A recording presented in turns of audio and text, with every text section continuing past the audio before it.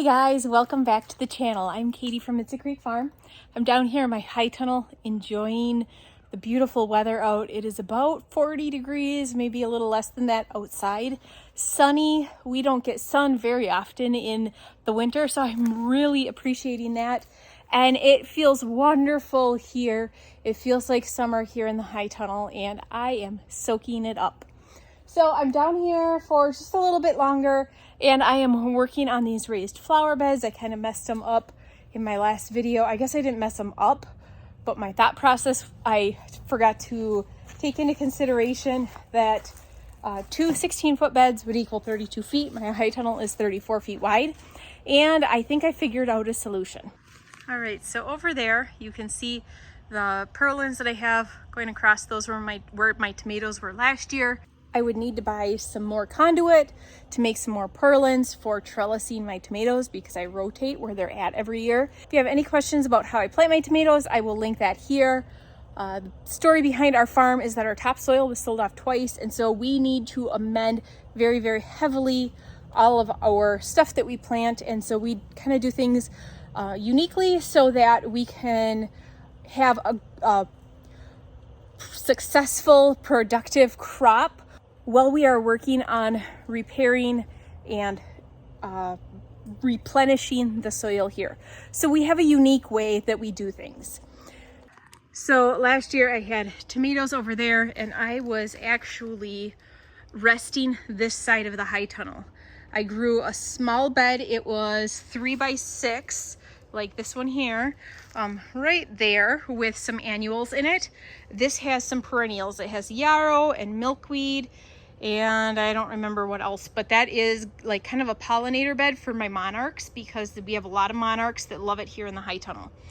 Anyways, so this whole area, it's 5, 10, 15, 20 feet by 34. We rested last year, and so I want to take advantage of that and grow something here this year. So I took that raised bed out and I raked up all of the soil that was in it, and I kind of made it go to the center.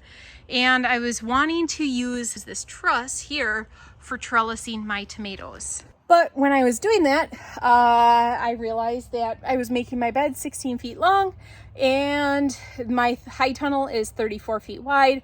So that would leave 2 feet on each end, and they would have to go like right up against each other. So there'd be no walkway in the middle. So obviously I did not want that.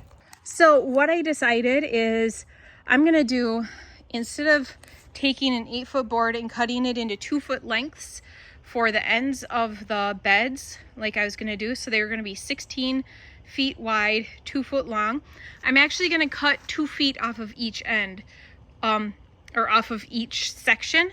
And so that actually will be 14 by 2. And then this one, I could probably leave it 8 foot because you can see that I have a big enough walkway there. But I really want to be able to build these raised beds and get them done. And then that way I am able to just have it finished. I have all this compost peat mixture here that I'm going to fill the beds with. And so I want to get that done and just be done with it. And I don't want to have to take a trip to the lumberyard, which is about an hour away, and buy more materials to get these finished. So I am going to cut 2 feet off of that bed, so it's 14 by 2. I'm probably going to do the same depending on how many boards I have left. And I'm going to make this one probably 6 by 2. Then looking at it from this angle, see how that walkway right there is big enough if I left it like that, but then I wouldn't have enough lumber to do the ends on each bed. So I am going to for sure cut 2 foot off of these so that it is 14 foot by 2. And then I need to see if I have one extra 2x6, I'd be able to make those 8 by 2.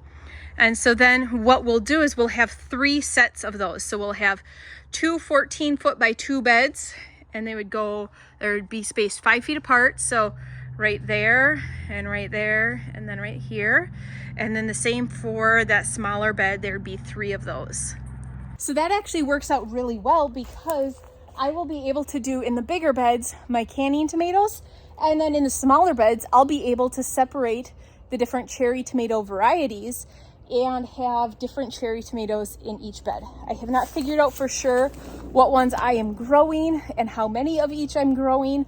A lot of that is dependent on my plant sale, but even if I had each bed divided in half for cherry tomato plants, I still will have plenty, and it will end up being nice because everything is separated. I like that when I'm picking, because then I can pick a lot more efficient and make sure I have a variety in all of my baskets that I'm selling to customers. The next big bridge I'm crossing is irrigation, and because I do everything with drip irrigation, this year I'm planting my tomatoes in raised beds. I have done that in the past, but I don't want to have to be tripping on the irrigation pipe. So I'm actually thinking I will be burying the drip irrigation. So that is next on my list to figure out. I'm going to need some more elbows, and I want to get the irrigation pipe buried. I'll have to build the beds. I have to figure out what order of things I'm doing, because I need to get the bed placements. I'll figure it out. And then I need to do the irrigation, and then I'm going to put ground cover on top of it. And then that way I'm not tripping over the irrigation all summer. In the past, I've had the irrigation, for the most part, at least the main lines, sitting on top. And I want to just dig a small trench in between the beds and bury it, because then that way everything is all nice and clean and streamlined, and it's one less thing that I need to trip over, and it's one less thing I need to clean around.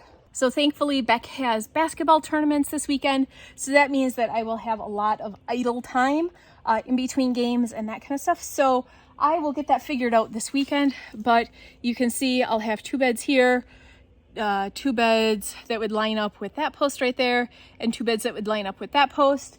And then depending on how many more I need, I can do more back there. That would be probably, I want to do a hot pepper bed back there, but I could probably do another tomato bed, or maybe possibly 2.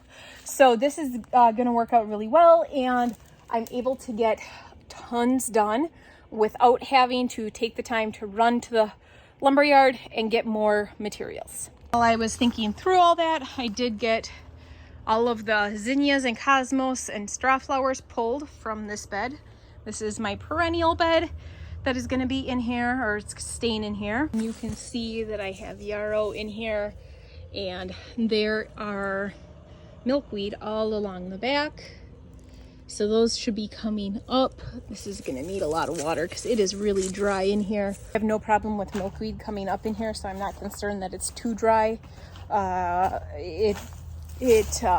Once it gets watered, they'll start doing shoots, but I have to remember we are at the end of January, and we normally would be a lot colder than now, and so I don't need to worry about watering in here. Even though I want to, I don't need to worry about it.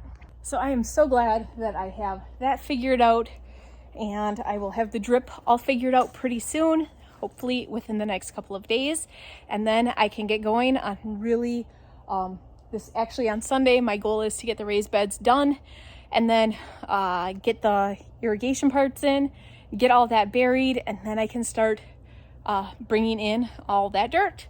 So that is it for today's video. Thanks for tuning in. I'll see you guys next time.